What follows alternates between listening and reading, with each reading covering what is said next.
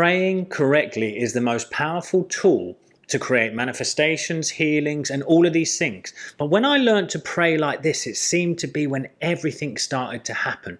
I'm going to break down exactly how to pray and the fact that you were taught how to pray, but we may have missed it because sometimes we're looking at the Bible in too much of a literal sense, rather than sometimes as a spiritual and psychological drama that teaches us exactly how to create a peaceful, heaven-like place on earth.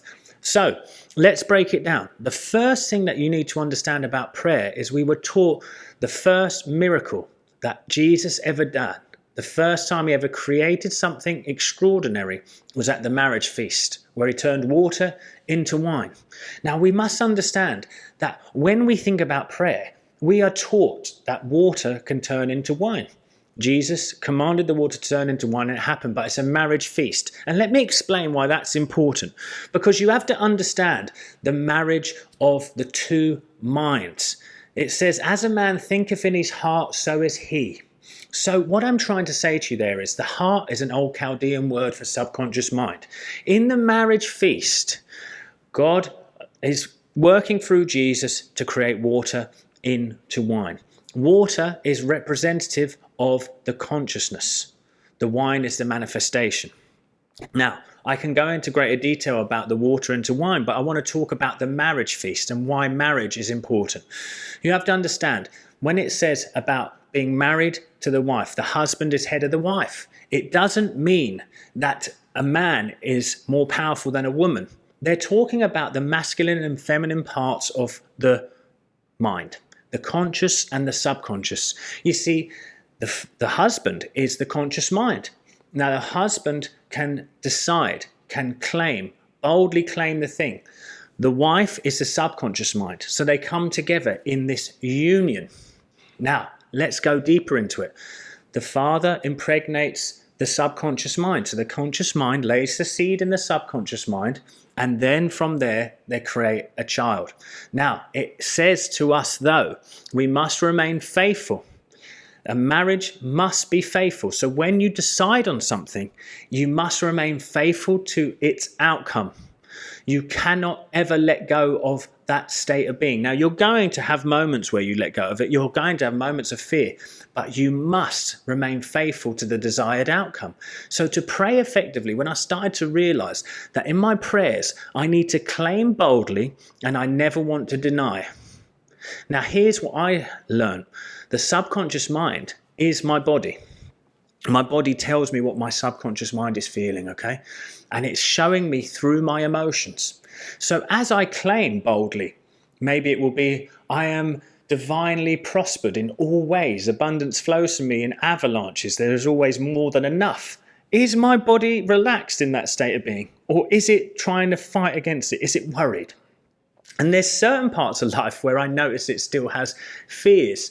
So I work with that fear because I want to remain faithful in the union of the two minds to agree on something.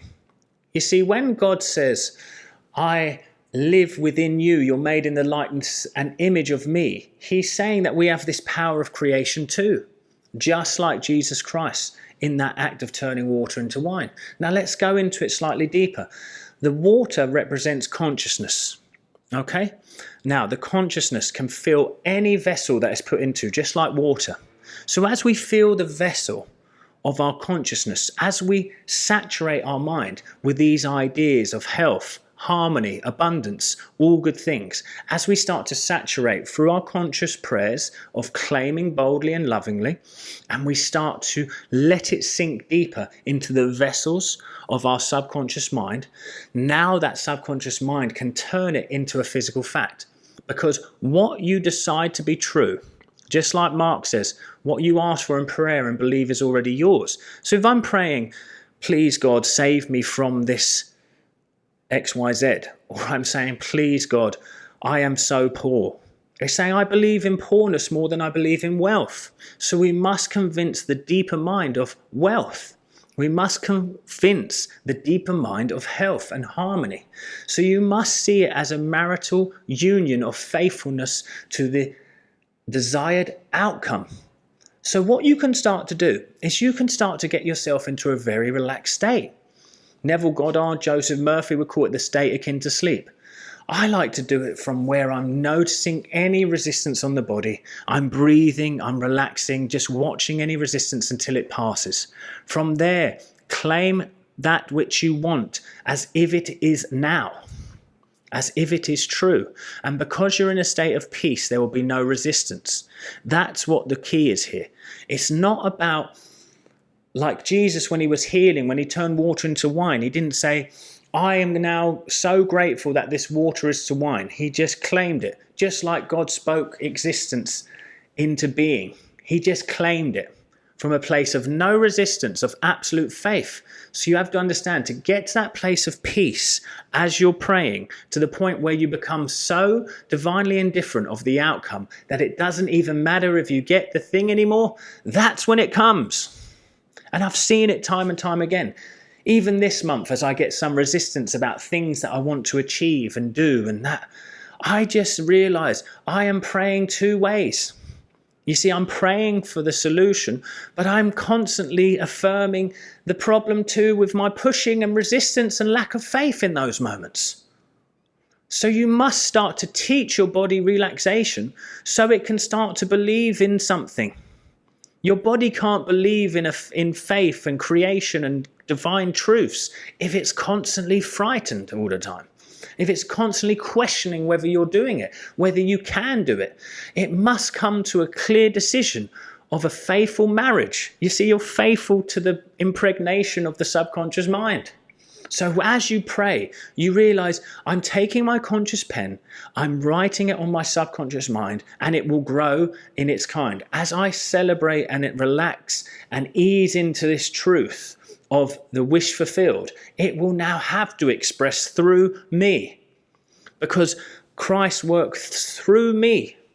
So I talk a lot about sitting into the seat of awareness, which you could call, Christ consciousness, or the seat of God. So as you relax into your consciousness, which is your total power in this present moment, and you start to get your body into a relaxed state too, you notice that the fears have left, the mind has slowed down, and you start to claim lovingly, boldly, knowingly, through the power of Christ and God and that subconscious mind of yours. You claim it boldly. And I love this one. This one changed my life. I'm in my true place in life. I'm doing what I love with who I love. I'm infinitely prospered, infinitely blessed. God is the true and everlasting supply of all good in my life. Health, vitality, wealth, abundance, love. There is always more than I could ever need. There is always enough to supply my every will because God expresses through me lovingly. Anyone who interacts with me wins. Anyone who comes through my door wins. There's only winners in this life. No one loses. Everyone wins and prospers around me. And I love that one because now it becomes a very big, powerful knowing energy that there is a good in this life. No one has to lose for me to win. And that's what I love. So it's the constant expansiveness of truth and divine truths sinking into your bloodstream. Just like when you eat a piece of bread or a little bit of chicken, it goes into the bloodstream. Now I want to saturate my bloodstream with divine truths of health, harmony, abundance, and all good things. So you must get to that state where you see prayer as convincing yourself as if it is now. For that which I ask for in prayer and believe is already yours, so it shall be. And so you convince yourself of the truth to the point where you don't really care if it happens or not. And you call that divine indifference. So prayer is to get you to that state of being. That state of being. Now, there is also one other way to pray, and that is to claim guidance.